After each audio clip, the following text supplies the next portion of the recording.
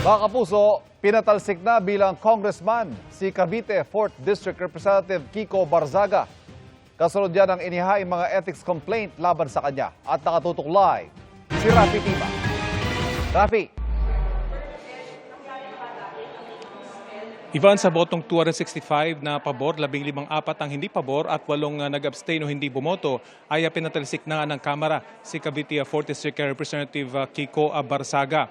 Ito ay matapos ilabas ng House Ethics Committee ang kanilang rekomendasyon sa consolidated cases ng kongresista sa Ethics Committee. Matatanda ang 2 beses pinatawan ng 60-day suspension si Congressman Barzaga dahil sa mga paglabag sa Rule 20 ng Section 141A at B ng House Rules o Unparliamentary Behaviors at Section 4AB ng Republic Act 6713 o batas sa tamang decorum o pag-uugali ng isang halal na opisyal.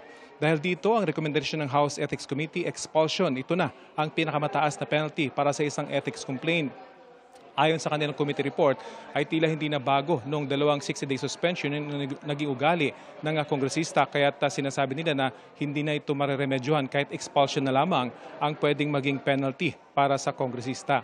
Nasa loob ng sesyon, si Representative Barzaga nang basahin ng rekomendasyon para sa kanyang pagpapatalsik. Ilang kongresista naman agad ang tumayo para questionin ang rekomendasyon ng pagpapatalsik at may ilang nagsalita rin pabor sa rekomendasyon.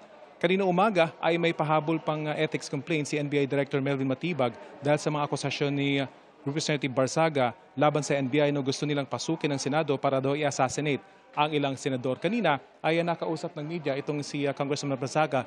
In fact, nasa likod ko pa siya ngayon at nagsasalita pa sa ilang miyembro ng media at sinabi niya na hindi raw siya nag-aalala dun sa kanyang expulsion at sa ngayon hindi pa niya pinag-iisipan kung kukwestiyonin niya ito sa Korte Suprema at kung magkakaroon pa ng eleksyon o special elections at kung ano ang kanyang mga gagawin. Sa ngayon niya ay magbabakasyon muna siya. At yun ang kanya naging pahayag na makausap ng mga miyembro ng media. So yan, Ivan, ang pinakahuling balita mula dito sa House of Representatives. Sa ngayon ay nagsasalita pa yung ilang mga kongresista patungkol dito sa kanilang naging butuhan para patalsikin ang kanilang kasamahang si Representative Kiko Barzaga. Ivan? Maraming salamat, Rafi Tiba.